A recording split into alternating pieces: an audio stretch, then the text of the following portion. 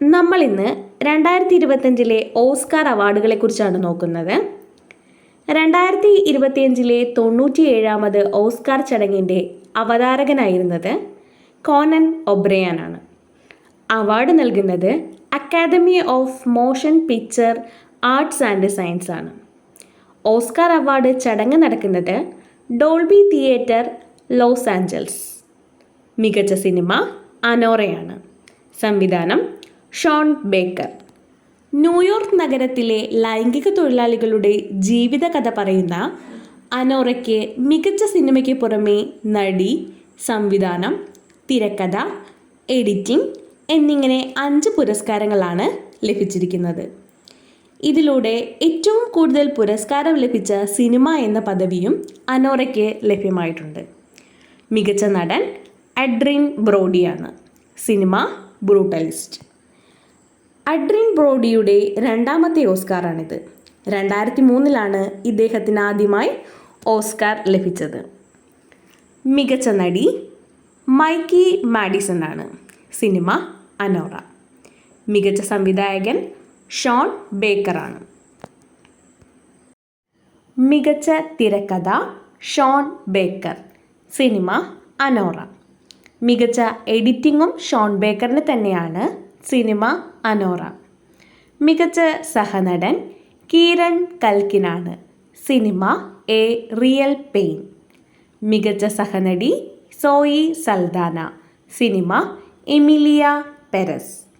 ഏറ്റവും കൂടുതൽ നാമനിർദ്ദേശം ലഭിച്ച സിനിമയാണ് എമിലിയ പെരസ്. 13 വിഭാഗത്തിലാണ് ഈ സിനിമയ്ക്ക് നാമനിർദ്ദേശം ലഭിച്ചത്. ഒരു ഇംഗ്ലീഷ് ഇതര ഭാഷാ സിനിമയ്ക്ക് ഇത്രയധികം നാമനിർദ്ദേശം ലഭിക്കുന്നത് ഇതാദ്യമായാണ്. മികച്ച വസ്ത്രാലങ്കാരം പോൾ ടെസ്വൽ. സിനിമ വീക്കഡ്. വസ്ത്രാലങ്കാരത്തിനുള്ള ഓസ്കാർ പുരസ്കാരം നേടുന്ന ആദ്യ കറുത്ത വർഗക്കാരനാണ് പോൾ ടെസ്വൽ. മികച്ച ആനിമേഷൻ ചിത്രം ഫ്ലോയാണ്.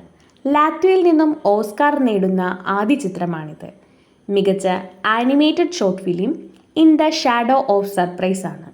മികച്ച വിദേശ ഭാഷാ ചിത്രം ബ്രസീൽ ചിത്രമായ ഐ ആം സ്റ്റിൽ ഹിയർ ആണ്. മികച്ച ഡോക്യുമെൻ്ററി ഫീച്ചർ ഫിലിം നോ അതർലാൻഡ് ആണ്. വെസ്റ്റ് ബാങ്കിലെ ഇസ്രായേൽ അധിനിവേശവും പാലസ്തീൻ ജനതയുടെ ദുരിതവും ചിത്രീകരിക്കുന്ന ഇസ്രായേൽ പാലസ്തീൻ കൂട്ടായ്മയിലുള്ള ചിത്രമാണിത്. ഇതിൻ്റെ നിർമ്മാതാക്കൾ ബേസിൽ അദ്രയും യുവാൽ എബ്രഹാമുമാണ്. മികച്ച documentary short film the only girl in orchestra.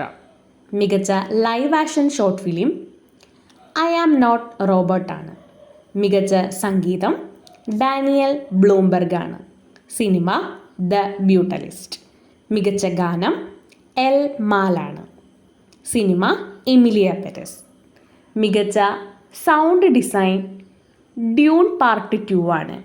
മികച്ച വിഷ്വൽ ഇഫക്റ്റും ഡ്യൂൺ പാർട്ട് 2 തന്നെയാണ്. മികച്ച ഛായാഗ്രഹണം ലോൾ ക്രൗളി. ചിത്രം ദ ബ്യൂട്ടലിസ്റ്റ്.